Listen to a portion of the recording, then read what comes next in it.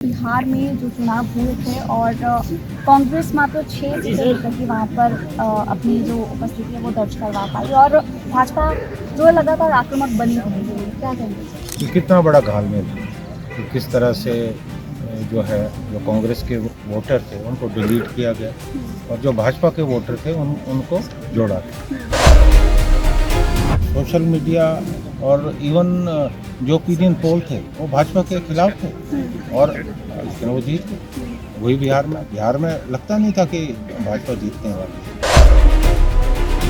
राष्ट्रीय स्तर की अगर हम बात करें तो वो भी कई ऐसे नेता हैं जो कि लगातार कहते हैं कि ईडी हो गई, सीबीआई हो गई, ये मात्र एक अभी जो भाजपा सरकार है केंद्र की उनकी एक तोता बन के रहती है, एक पपेट बन के रहती है। ईडी और सीबीआई जो है भारतीय जनता पार्टी के फ्रंटर ऑर्गेनाइजेशन बन के रह गए। हिमाचल देख रहे हैं आप, मैं हूं आपके साथ श्रवण कश्यप। इस समय हमारे साथ मौजूद हैं कांग्रेस के विधायक कुलदीप राठौर। सबसे पहले आपका बहुत बहुत स्वागत है सर। जी धन्यवाद। जी अभी हाल फिलहाल में ही बिहार में जो चुनाव हुए थे और कांग्रेस मात्र 6 सीटें लेकर के वहाँ पर अपनी जो उपस्थिति है वो दर्ज करवा पाई और भाजपा जो लगातार आक्रामक बनी रही है। क्या कहेंगे सर? देखिए, वो पूरा देश आज समझ रहा है, जान रहा है कि बिहार में क्या हुआ। बिहार से पहले दूसरे राज्यों में चुनाव हुए, चाहे महाराष्ट्र में चुनाव हुए या हरियाणा में चुनाव हुए, और उन चुनाव में कितनी धांधलियाँ हुई, किस तरह से जो वोटर्स हैं उनको मैनिपुलेट किया। राहुल जी ने तो तथ्यों के साथ उजागर किया, प्रेस कॉन्फ्रेंस की उजागर किया कि कितना बड़ा घालमेल है कि किस तरह से जो कांग्रेस के वोटर थे उनको डिलीट किया गया और जो भाजपा के वोटर थे उनको जोड़ा गया। उन्होंने तो उदाहरण देके तथ्यों के साथ बात कही और उस पर अभी तक जो इलेक्शन कमीशन है वो जवाब नहीं दे पाया। और SIR का मुद्दा तो आज जग जाएगा कि किस तरह से हुआ। तो अब आज लोकतंत्र देश में खतरे में, अब चुनावों को जो है मैनिपुलेट किया जा रहा है। और ये भी आपने देखा होगा कि चुनाव से ठीक पहले स्पेशल ट्रेन चलाई और जो भारी राज्य में वो बिहार के लोग थे या वोटर थे उनको वहाँ भेजा। तो ये चुनाव जो है भारतीय जनता पार्टी ने जो जीता है, ये उन्होंने मैनिपुलेशन करके ये चुनाव जो है जीता। तो इसको लेकर जो तमाम दूसरे जो राजनीतिक दल है वो विरोध कर रहे हैं। और एक बात हैरानी की ये है कि हरियाणा और कुछ राज्यों में तो सोशल मीडिया और इवन जो ओपिनियन पोल थे वो भाजपा के खिलाफ थे और लेकिन वो जीत गए। वही बिहार में लगता नहीं था कि भाजपा जीतने वाली है, क्योंकि उनकी जो भी रैलियां हुई, जो भी उनके कार्यक्रम हुए, उनमें लोग लगभग नज़ारे थे चुनाव से। तो कहीं ना कहीं ये प्रश्न चिन्ह चुनाव आयोग पर भी है कि चुनाव आयोग जो है निष्पक्षता से काम नहीं कर रहा। वो बिल्कुल भारतीय जनता पार्टी का एक एजेंट बन के जो है काम कर रहा है। कांग्रेस के तमाम अगर हम बात करें तो राज्यों के भी कई ऐसे नेता हैं और राष्ट्रीय स्तर की अगर हम बात करें तो वो भी कई ऐसे नेता हैं जो कि लगातार कहते हैं कि ईडी हो गई, सीबीआई हो गई, ये मात्र एक अभी जो भाजपा सरकार है केंद्र की उनकी एक तोता बन के रहती है, एक पपेट बन के रहती है। लेकिन भाजपा ये कहती है कि जिन राज्यों में कांग्रेस आ जाती है उन राज्यों में चुनावों में कोई धांधली नहीं है और जिन राज्यों में भाजपा जीत जाते हैं उन राज्यों में किस तरीके से काम होता है। देखिए, चाहे ईडी हो, सीबीआई, इनका दुरुपयोग हो और कई उदाहरण अगर मैं कहने लगूँ तो बहुत समय लगेगा। ईडी और सीबीआई जो है भारतीय जनता पार्टी के फ्रंटर ऑर्गेनाइजेशन बन के रह गए।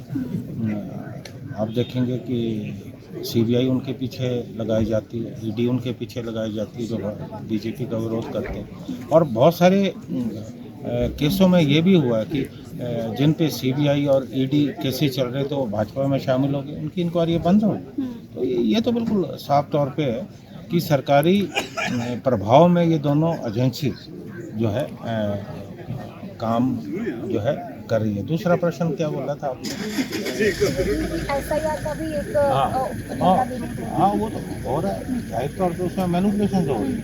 तो ये तमाम जो मुद्दे हैं अभी जो है लोकसभा का सत्र शुरू हो रहा है, आगाज़ हो रहा है, और मुझे लगता है कि इस बार लोकसभा में ये तमाम मुद्दों पे जो विपक्षी दल है वो बिल्कुल एकजुट होंगे और इन मुद्दों को जो है उठाएंगे। जी, आपने जिक्र किया लोकसभा के शीतकालीन सत्र का। आज जब आगाज़ होना था उस दौरान प्रधानमंत्री नरेंद्र मोदी ने ये टिप्पणी की कि विपक्ष को जो है वो अब अपनी राजनीति करने की प्रक्रिया को उसमें बदलाव करने की ज़रूरत है। अगर टिप्स चाहिए विपक्ष को तो मुझसे वो टिप्स ले लें।